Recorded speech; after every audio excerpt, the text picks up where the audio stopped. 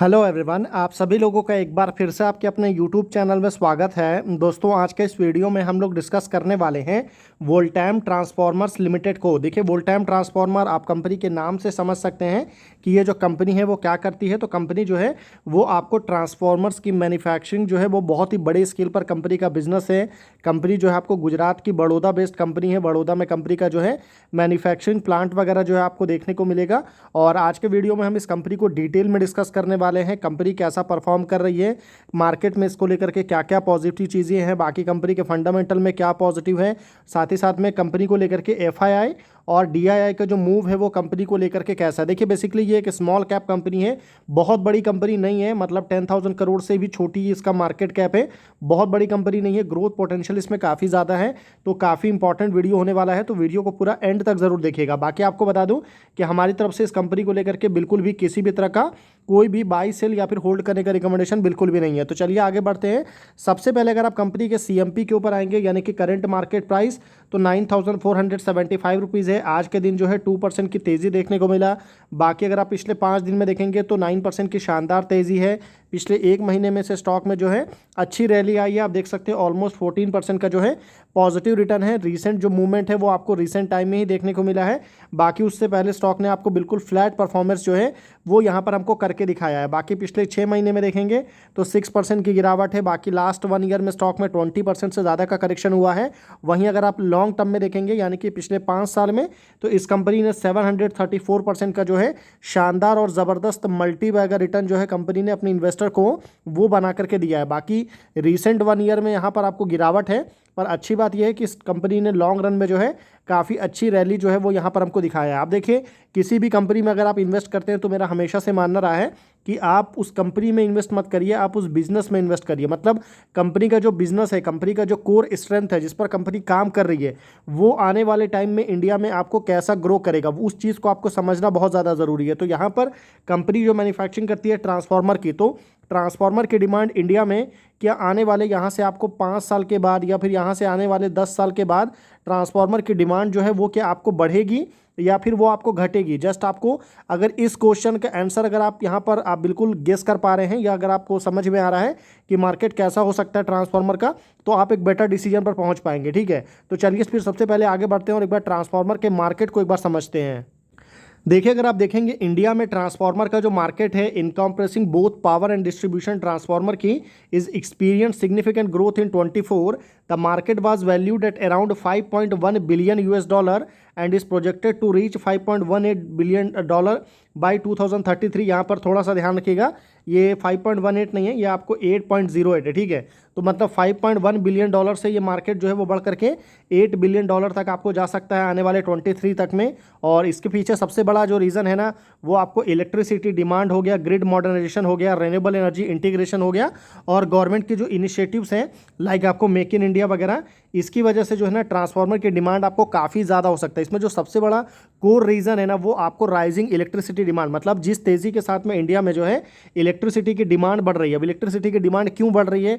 क्योंकि इंडिया बहुत ही तेज़ी के साथ आपको अर्बनाइजेशन की तरफ शिफ्ट हो रहा है, यानी कि इंडिया में बहुत तेज़ी के साथ आपको शहरीकरण हमको देखने को मिल रहा है। साथ ही साथ इंडिया में बहुत तेज़ी के साथ में इंडस्ट्री के ऊपर में काम हो रहा है, इंडस्ट्रियलाइजेशन हो रहा है। इसकी वजह से जो है आपको इलेक्ट्रिसिटी की डिमांड जो है वो अचानक से आने वाले टाइम में हमको बढ़ते हुए देखने को मिलेगी। साथ ही साथ आपको आर्टिफिशियल इंटेलिजेंस हो गया, मशीन लर्निंग हो गया, उसके साथ आपको डेटा सेंटर हो गया, इन सारी चीज़ों में भी जो है पावर की रिक्वायरमेंट जो है वो बहुत ज़्यादा होगी। अब जहाँ पर भी पावर की रिक्वायरमेंट होगी, इलेक्ट्रिसिटी की डिमांड होगी, तो वहाँ पर ट्रांसफार्मर जो है ऑटोमेटिक आपको बिल्कुल आपको आते हुए देखने को मिलेगा। और उसके बाद जो सेकंड जो मोस्ट इंपॉर्टेंट थिंग है ना, जो यहाँ पर आपको ध्यान रखना है, वो है रेन्यूएबल एनर्जी इंटीग्रेशन। मतलब इंडिया में जिस तेज़ी के साथ में अगर आप देखेंगे रेन्यूएबल एनर्जी के ऊपर में जो काम हो रहा है, मतलब अगर आप देखेंगे करेंटली इंडिया का जो रेन्यूएबल में जो टारगेट है, मतलब आने वाले 2030 तक में इंडियन गवर्नमेंट का टारगेट है कि 500 गीगावाट तक का जो है इस टारगेट को अचीव करना है। 500 गीगावाट बहुत बड़ा नंबर है, और इस नंबर को अचीव अगर इंडिया करती है तो इसमें बहुत सारे ट्रांसफार्मर की भी रिक्वायरमेंट जो है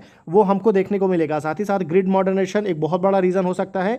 गवर्नमेंट इनिशिएटिव जिसके बारे में हमने बात किया था, मेक इन इंडिया में भी काफ़ी ज़्यादा इसको पुश किया जा रहा है। बाकी अर्बनाइजेशन, स्मार्ट ग्रिड डेवलपमेंट वगैरह जो है ये यहाँ पर हमको देखने को मिलेगा। देखिए, अगर आप ट्रांसफार्मर के मार्केट को अगर आप समझ चुके हैं तो अब आता है सेकंड मोस्ट इंपॉर्टेंट थिंग कि अगर आप किसी भी स्मॉल कैप कंपनी में पर्टिकुलरली अगर आप इन्वेस्ट करते हैं तो उस कंपनी के पास में पर्टिकुलरली कितने करोड़ के ऑर्डर बुक अभी अवेलेबल है, मतलब कंपनी के पास में कितने करोड़ के ऑर्डर्स अभी अवेलेबल है, तो ये जानना बहुत ज़्यादा इंपॉर्टेंट है। तो वोल्टाम ट्रांसफार्मर देखेंगे तो currently has a strong order book as of May 3, 2025, यानी कि बिल्कुल लेटेस्ट डेटा है। तो their order book stood of 1129 crore, या फिर आप इसको अगर आप यहाँ पर ट्रांसफार्मर कैपेसिटी में देखेंगे तो 9856 MVA का जो है फिजिकल टर्म्स में आपको देखने को मिलेगा। तो the company is strategically managing order intake, prioritising healthy balance sheet and cash flow generation. They are also being selective about booking order with a long delivery period due to supply chain constant. ठीक है, तो देखिए company का जो पूरा focus है ना वो आपको हेल्दी बैलेंस शीट के ऊपर में, और ये बहुत बड़ा पॉजिटिव पॉइंट है कंपनी में। हेल्दी बैलेंस शीट का मतलब ये है कि कंपनी जो है अपने ऊपर में कोई भी बोरोइंग का या डेट का जो बर्डन है वो अपने ऊपर में नहीं रखना चाहती है। कंपनी बिल्कुल डेट फ्री कंपनी है और ये एक बहुत बड़ा पॉजिटिव पॉइंट है। और इसको जब हम कंपनी के फंडामेंटल को डिस्कस करेंगे तब हम इसके बारे में जो है डिटेल में बात करेंगे। बाकी कंपनी का अगर ऑर्डर इनफ्लो देखेंगे तो बहुत स्ट्रांग रहा था। नए ऑर्डर जो है कंपनी को 1657 करोड़ के देखने को मिले पिछले 9 मंथ के अंदर में। बाकी डाइवर्सिफाइड डिमांड है अलग अलग सेक्टर से, जिसमें आपको ट्रांसकोस यूटिलिटी से लेकर के ऑयल एंड गैस से लेकर के पेट्रोकेमिकल से लेकर के ऑटो एंसिलरी से लेकर के डेटा सेंटर, ग्रीन एनर्जी, हर अलग अलग सेक्टर से कंपनी को ऑर्डर मिला है और ये बहुत बड़ा पॉजिटिव पॉइंट है। बाकी कैपेसिटी एक्सपांशन कंपनी लगातार कर रही है। कंपनी एक नया प्लांट भी बनाने जा रही है गुजरात में, और इससे भी कंपनी की जो कैपेसिटी है वो इंप्रूव होते हुए देखने को मिलेगी।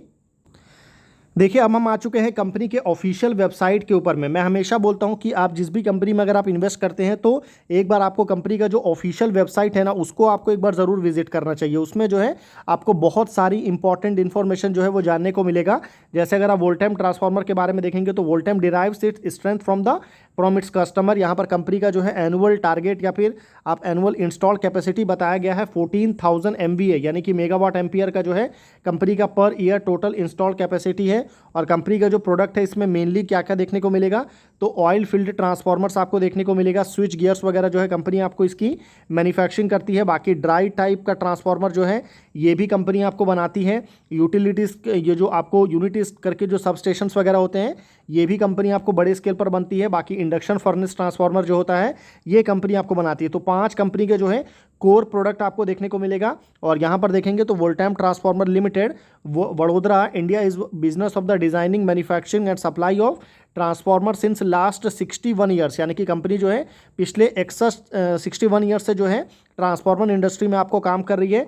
70,000 से ज़्यादा ट्रांसफार्मर कंपनी जो है अक्रॉस वर्ल्ड में जो है, इंडिया एंड वर्ल्ड में जो है यहाँ पर आपको इंस्टॉल करके दे चुकी है, और ये बहुत बड़ा नंबर है। तो इस चीज़ को भी आप ज़रूर ध्यान में रखिएगा। एक्सपीरियंस काफ़ी इंपॉर्टेंट रोल प्ले करता है किसी भी कंपनी में। देखिए, अब हम डिस्कस करने वाले हैं कंपनी के लिए जो सबसे ज़्यादा इंपॉर्टेंट थिंग है कंपनी के बिजनेस के बाद, वो है कंपनी का फंडामेंटल।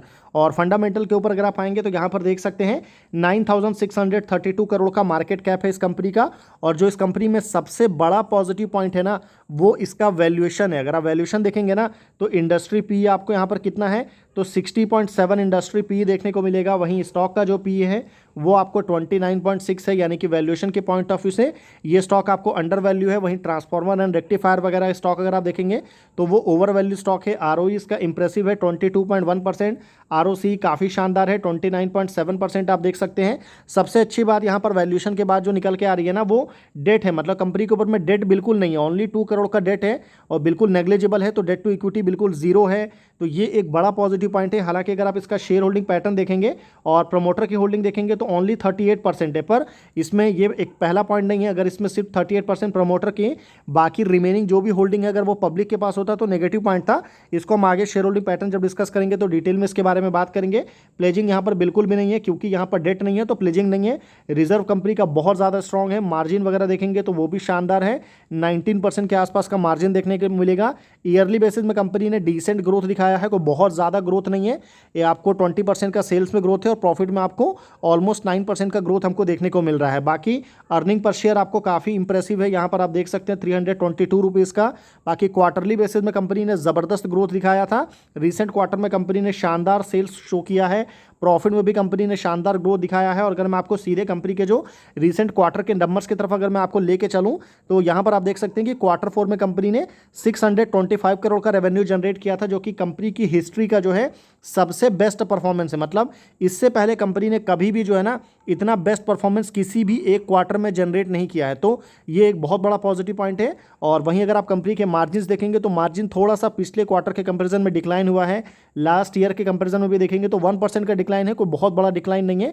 और पहली बार कंपनी का जो ऑपरेटिंग प्रॉफिट है वो आपको 100 करोड़ को क्रॉस होते हुए देखने को मिला है। यहाँ पर आप देख सकते हैं, जैसा मैंने बोला था, डेट का बर्डन नहीं है, तो इंटरेस्ट कंपनी को पे नहीं करना पड़ा है। देख सकते हैं काफ़ी लंबे समय से 000 करोड़ ही देखने को मिला है। बाकी डेप्रिसिएशन वगैरह आपको 234 करोड़ है, तो टैक्स वगैरह कैलकुलेट करने के बाद में जो नेट प्रॉफिट है वो ऑलमोस्ट आपको 100 करोड़ देखने को मिल रहा है।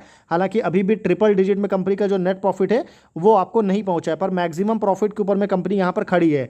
बाकी ईयरली बेसिस में अगर आप देखेंगे तो कंपनी ने यहाँ पर आपको शानदार ग्रोथ शो किया है। आप देख सकते हैं पिछले अगर आप 4-5 सालों में देखेंगे तो 692 से बढ़ करके आपको 1100, उसके बाद में 1300, फिर 1600 और अभी आपको 1934 करोड़ का जो है यहाँ पर रेवेन्यू देखने को मिल रहा है। मतलब पिछले 4 सालों में अगर आप ग्रोथ देखेंगे तो कंपनी ने आपको 62%, 22%, 16%, 19% का ग्रोथ जो है वो यहाँ पर हमको शो किया है। मार्जिन से देखेंगे तो पहले ये 12% था जो कि बढ़ करके 20%, 19% पर अभी आ चुका है। नेट प्रॉफिट जो है वो आपको 325 करोड़ पर है। मैक्सिमम नेट प्रॉफिट कंपनी ने लास्ट ईयर में जनरेट किया है। वहीं अगर आप कंपनी का बैलेंस शीट के ऊपर अगर आप आएंगे तो बैलेंस शीट कंपनी का काफ़ी ज़्यादा स्ट्रॉन्ग है, क्योंकि कंपनी का जो डेट है वो बिल्कुल भी नहीं है। पहले तो ये बिल्कुल नहीं था, अभी रिसेंट टाइम में आपको 2-3 करोड़ का डेट है, तो ये बहुत ज़्यादा नहीं है। रिजर्व के साथ अच्छी बात है कि लगातार कंपनी के जो रिजर्व है ना वो ईयर ऑन ईयर बेसिस में कंपनी के रिजर्व जो है वो बढ़ते ही जा रहे हैं, और ये एक बड़ा पॉजिटिव पॉइंट है जिसको आप माइंड में रख सकते हैं। बाकी यहाँ पर अगर आप इसके वैल्यूएशन और उसके बाद में अगर मैं इसके डेट की बैलेंस शीट के बाद जो थर्ड जो इसमें सबसे ज़्यादा इंपॉर्टेंट है वो इसका शेयर होल्डिंग पैटर्न है। अभी यहाँ पर ये इंपॉर्टेंट क्यों है, तो यहाँ पर अगर आप ध्यान देंगे ना तो प्रमोटर की जो होल्डिंग है वो एक समय पर आपको 50% होल्डिंग थी, फिर ये अचानक से घट करके 38% हो गया, और प्रमोटर ने जो है 12% के आसपास आप यहाँ पर बोल सकते हैं कि एक तरह से प्रमोटर ने यहाँ पर अपनी होल्डिंग को डाइल्यूट किया, पर अभी रिसेंट में 38% है। पर अच्छी बात क्या निकल के आई है ना कि पब्लिक की जो होल्डिंग है पहले जो आपको 12% देखने को मिलता था वो अभी आपको 14% है। मतलब कोई बहुत ज़्यादा, भले यहाँ पर प्रमोटर ने 12% स्टेक डाइल्यूट किया पर बहुत ज़्यादा होल्डिंग जो है पब्लिक के पास में नहीं गया। मतलब ओनली आपको 2% के आसपास होल्डिंग गया है, पर यहाँ पर जो मेजॉरिटी ऑफ शेयर जो गया किसके पास गया है, तो वो आपको FII एंड DII के पास गया। मतलब FII जो एक समय पर 16% था वो अभी बढ़ करके ऑलमोस्ट आपको 24% है। वहीं म्यूचुअल फंड जो एक समय पर 21% था वो अभी आपको 23% से ज़्यादा देखने को मिल रहा है। मतलब FII और DII ने जो है लगातार इसमें बाइंग की है। हालांकि रिसेंट क्वार्टर में थोड़ा सा डाइल्यूशन, आपको यहाँ पर डाइल्यूशन ज़रूर हुआ है, पर ये कोई बहुत बड़ी बात नहीं है। अभी भी जो है ना FII DII प्रमोटर का अगर आप देखेंगे तो काफ़ी स्ट्रांग होल्डिंग है। ऑलमोस्ट आपको 85% से ज़्यादा यहाँ पर जो है ना इन तीनों की आपको होल्डिंग देखने को मिलेगा, तो ये एक स्ट्रॉन्ग पॉइंट है जिसको आप माइंड में रख सकते हैं। बाकी अगर आप रीसेंट अनाउंसमेंट वगैरह देखेंगे तो रिसेंट में प्रमोटर ने यहाँ पर 1 लाख के आसपास जो शेयर है वो डाइल्यूट किया है, तो इसको भी ध्यान में रखिएगा। और कंपनी को रिसेंट टाइम के ऑर्डर्स वगैरह देखेंगे तो 41 करोड़ के ऑर्डर मिला, उससे पहले 263 करोड़ का ऑर्डर कंपनी को मिला, उससे पहले आपको 200 करोड़ का जो है कंपनी ने यहाँ पर कैपेक्स भी अनाउंस किया था। तो ये वोल्टाइम ट्रांसफार्मर को लेकर के हमारा डिस्कशन था। आई होप आपको वीडियो इन्फॉर्मेटिव लगा होगा। वीडियो अगर आपको इन्फॉर्मेटिव लगा है तो वीडियो को लाइक करिएगा, चैनल को जरूर सब्सक्राइब करिएगा। बाकी मेरी तरफ से कोई रिकमेंडेशन बिल्कुल भी नहीं है, ना तो बाई करने का, ना ही सेल करने का, ना ही होल्ड करने का। तो फिर मिलते हैं आपसे अगले वीडियो में, तब तक के लिए गुड बाय।